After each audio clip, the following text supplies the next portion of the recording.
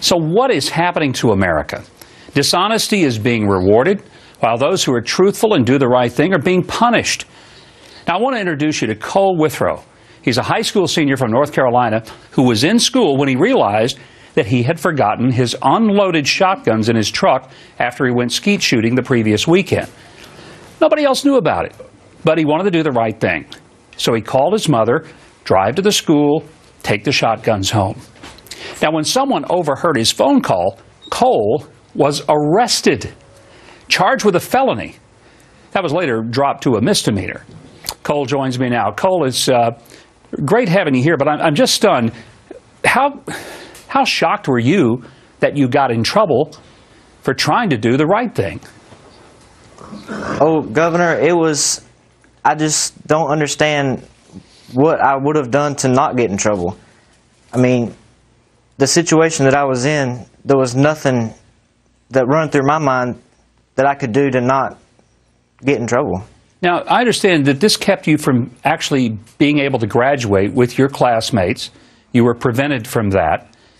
And has anyone from the school apologized for what happened? I mean, the principal and the superintendent, they've said it was an unfortunate situation and that they hate it happened, but they really haven't apologized, and they don't know of anything they could have done differently.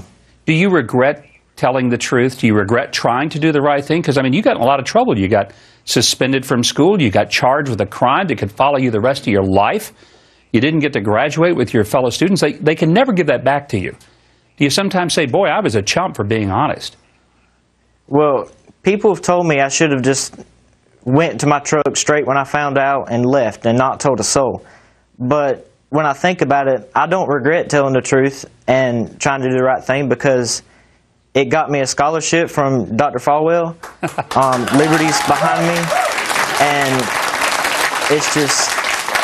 it's amazing how far I've come. Cole, congratulations on your future. I think all of us are shocked at what happened, and we hope that other people will do the right thing. Hopefully, the long-term effect turns out quite well. Thanks for joining us today. Thank you. Nice to meet you. Okay, so let me make sure that I got this right.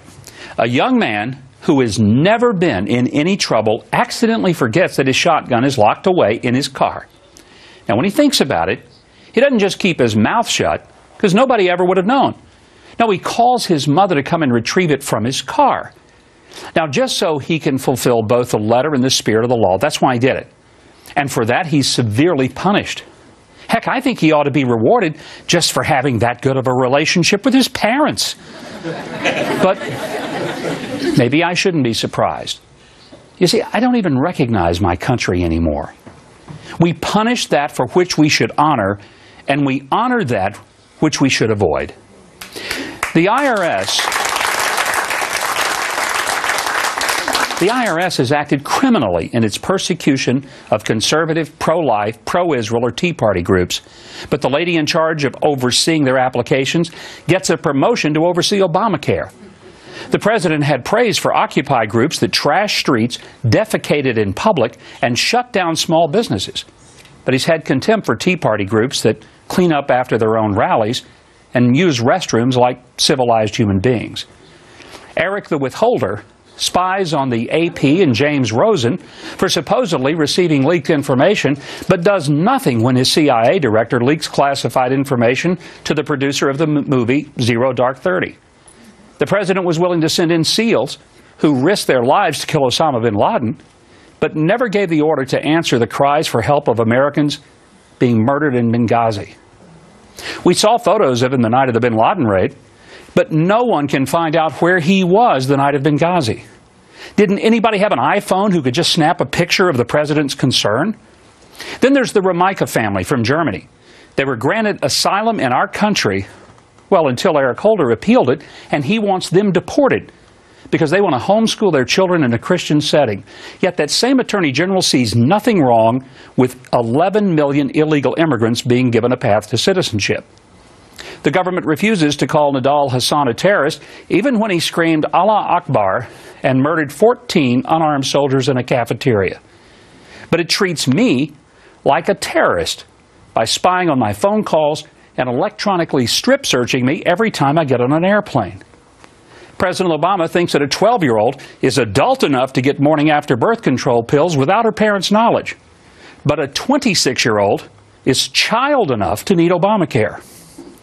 The president thinks we ought to take away Second Amendment rights of people who have never broken a law, but is yet to answer for why he thought it was a good idea to give thousands of guns to Mexican drug dealers who use them to kill hundreds of Mexicans and a U.S. border agent. The president wants to close Gitmo because the conditions aren't nice enough, but he orders drones to vaporize American citizens abroad who haven't even been charged with a crime. He calls an NBA player and congratulates him for announcing he's a homosexual, but he's never called Tim Tebow and thanked him for announcing that he's a Christian. He tells Israel to stop building bedrooms for its families, but is missing in action while Iran builds nuclear bombs. And the government sent in armed SWAT teams and treated workers at Gibson Guitars like drug dealers because they use the same wood as Martin guitars. Oh, the difference is that Gibson CEO gave money to Republicans and Martin CEO gave money to President Obama. Now, is it just me, or do you feel like something has gone horribly wrong in America? I think it's time to stand up, speak up, and say we won't put up with this anymore. And if you agree, I hope you'll let me know.